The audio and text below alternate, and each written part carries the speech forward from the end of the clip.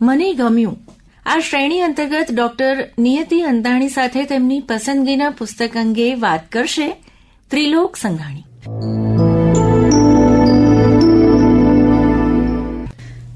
આસપાસ દરેક ખીણમાં ધોળા ધોળા વાદળા આળસુની પેઠે સૂતા હતા. ઉપર આકાશ નિરભ્ર હતું. ઉત્તર તરફ નંદાદેવીનું શિખર સૂર્યના તરુણ કિરણોથી સુવર્ણ મંદિરની પેઠે ઝળકતું હતું. જ્યાં સૂર્યકિરણ હજુ નહોતા પહોંચ્યા ત્યાં અરુણ સદ્રશ્ય રક્તિમાં ઉષાને પણ લજવે તેવી હતી. હિમાલયને ઘેર શિખરોનું દારિદ્ર્ય નથી, છતાં નંદાદેવીનું સૌંદર્ય એટલું બધું છે કે હિમાલય પણ એને માટે મગરૂર હોય એમ લાગે છે. મિત્રો, હિમાલયની ખીણો અને ઢોળાવો પર વિસ્તારેલા આ ઘોર અડાબીડ અરણ્યો જેમના ચિત્તમાં વિભિન્ન લાગણીઓ જગાવી ગયા છે એ છે આપણા સવાઈ ગુજરાતી સર્જક કાકા સાહેબ કાલેલકર. અને હમણાં આપણે જે વર્ણન સાંભળ્યું તે ગદ્ય છે તેમના પ્રવાસ પુસ્તક હિમાલયના પ્રવાસમાંથી. હા શ્રોતા મિત્રો, તો આજે આપણે વાત કરવાની છે માત્ર ગુજરાતી ભાષાના જ નહીં પણ વિશ્વ સ્તરે જે પ્રવાસ પુસ્તકો પોંખાયેલા હોય એમાં જેનું નામ આદરથી લઈ શકીએ તેવા કાકા સાહેબ કાલેલકરના હિમાલયનો પ્રવાસ પુસ્તક વિશે. 1924માં લખાયેલ હિમાલયનો પ્રવાસ એ કાકા સાહેબ કાલેલકર એટલે કે દત્તાત્રેય બાલકૃષ્ણ કાલેલકરનો વિખ્યાત પ્રવાસ ગ્રંથ છે. હિમાલયનો આ પ્રવાસ લેખકે ઈસવીસન 1912માં કર્યો હતો અને તેમના સહપ્રવાસી હતા સ્વામી આનંદ અને બીજા મિત્ર અનંત બુવા મરઢેકર.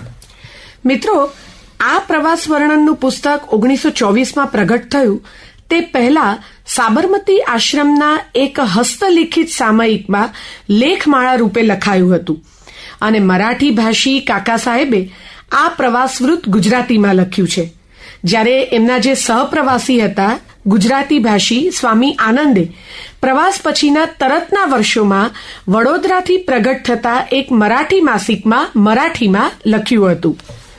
કાકા સાહેબના આ પ્રવાસ વર્ણનની શરૂઆતના પ્રકરણોમાં પ્રયાગ, વારાણસી, ગયા, બોધગયા, બેલુર મઠ, અયોધ્યા અને પછી અલ્મોડા આદિનું વર્ણન છે.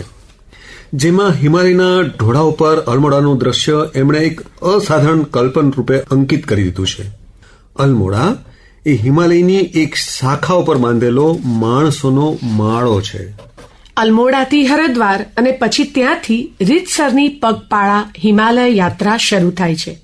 આમ તો જમનોત્રી, ગંગોત્રી, કેદારનાથ અને બદ્રીનાથ એ 4 ધામની યાત્રા આ પ્રવાસના મુખ્ય કેન્દ્રો છે. પણ આ સમગ્ર યાત્રાના માર્ગમાં આવતા અનેક સ્થળોના અને થયેલા વિવિધ અનુભવોના વર્ણન પણ આપણને આ પુસ્તકમાં જોવા મળે છે.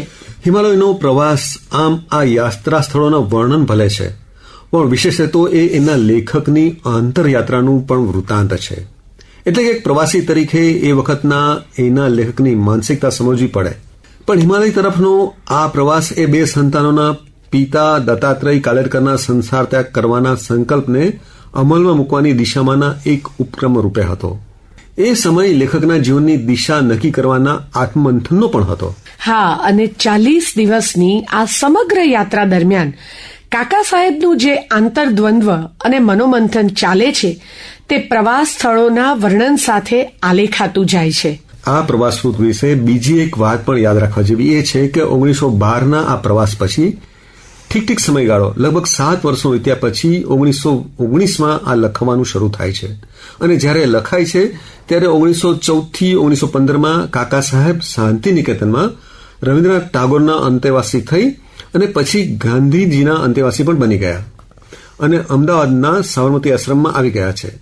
અને પ્રવાસ જે માનસિકતામાં થયો હતો તેનું વર્ણન લખવા સુધીમાં, એટલે કે જે 1912માં પ્રવાસ થયો અને 1919થી લખાવાની શરૂઆત થઈ, એમાં તો એમની માનસિક પરિસ્થિતિ પણ માનસિકતા પણ બદલાતી ગઈ. અને લેખક એટલે જ કહે છે કે તેમના જીવન રસના બદલાતા વલણોથી જે આખી માનસિકતા ઘડાઈ તે હવે આ પ્રવાસ પુસ્તકમાં ડોકાઈ છે. વળી કાકા સાહેબ કહે છે કે આ પ્રેમ ચિત્રો છે જેમાં ઇન્દ્રિયોનો રંગ નથી હોતો પરંતુ હૃદયનો રંગ હોય છે આદર્શ ભાવનાઓનો રંગ હોય છે. આવી સ્થિતિથી પ્રવાસ લેખકની કલ્પનાને છૂટો દોર મળે છે અને એ જ રીતે એમના ચિંતનને પણ. બધું મળીને મિત્રો આ હિમાલયનો પ્રવાસમાં 45 પ્રકરણો છે. પ્રથમ પ્રકરણમાં હરિદ્વારથી શરૂ થતી આ યાત્રા ધીમે ધીમે આગળ વધે છે. હિમાલય પર્વતનું વર્ણન 10મું પ્રકરણ છે, નગાધિરાજ. અદ્ભુત વર્ણન છે અને વાંચીએ ને એટલે એમ થાય કે આપણે તો હિમાલય સામે જાણે બેસી જ ગયા છે, પણ એમ થાય કે ક્યારે બિસ્તરા બોટલા બાંધીએ અને હિમાલય પર પહોંચી જઈએ. એટલે આ પુસ્તકમાં 30 સ્થળી યાત્રાના તીર્થો પણ વણી લેવાયા છે. પ્રયાગરાજ છે, વારાણસી છે, ગયા છે અને અગાઉ કહ્યું તેમ ચારધામના તીર્થો પણ છે.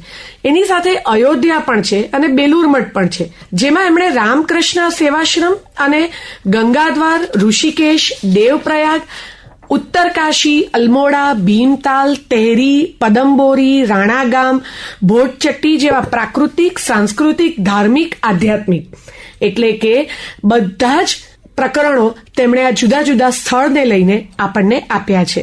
મિત્રો, આ પુસ્તકમાં પર્યટન સ્થળો, પ્રકૃતિ સૌંદર્યો, મઠો, મંદિરો, પાઠશાળાઓ, ધર્મશાળાઓ, વૃક્ષો, વાદળો, પુષ્પો, પહાડો, ઝરણા, તારલા, સરોવર, આકાશ, પથ્થર, બરફ વિશે અનેક રોચક વાતો લખાઈ છે.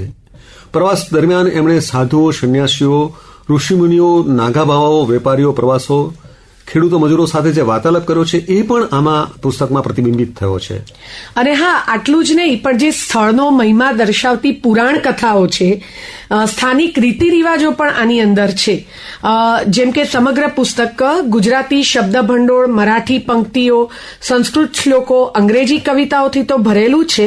એ ઉપરાંત ખાસ કરીને મહાદેવ અને પાર્વતીનો વિવાહ છે કે સીતાનો વિહાર છે, આ બધી વાતો, કુમાર સંભવનું જે આખું, એ બધી જ વાતો હિમાલયની અંદર જે છે એ પણ એમણે અંદર ટાંકી લીધી છે. આ પ્રવાસ કથામાં પરમહંસ, સ્વામી પ્રેમાનંદ, સ્વામી પ્રજ્ઞાનંદ, શ્રી શ્રી માં, ખાખી બાવા, સોમબારગીરી બાવા જેવા સંતો મહતો અને બીજા ઉપાસકોના ટૂંકા વ્યક્તિચિત્રો પણ આગવું મૂલ્ય ધરાવે છે.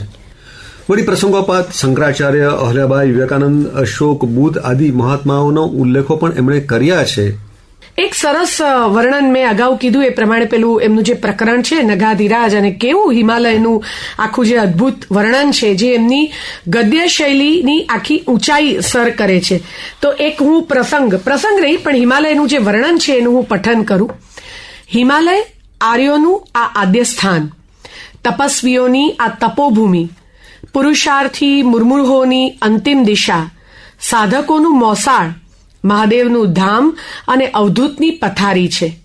માણસોને તો શું, લોકોને માટે ચિંતન કરવાનું એકાંત સ્થાન, થાક્યા પાક્યાનો વિસામો, નિરાશ થયેલાઓનું સાંત્વન, ધર્મનું પિયર. પશુ પક્ષીને પણ હિમાલયનો આધાર અપૂર્વ છે. સાગરને મળનારી અનેક નદીઓનો એ પિતા છે. એ જ સાગરમાંથી ઉદ્ભવેલા વાદળોનું એ તીર્થસ્થાન છે. અને કવિકુલ ગુરુએ એ દેવાત્મા નગાધિરાજને પૃથ્વીનો માનદંડ કયો છે તે અનેક રીતે યથાર્થ છે. વળી તેઓ પુરાણો સાથે પણ કેટલી સહજતાથી સર્જક હિમાલયને વર્ણવે છે.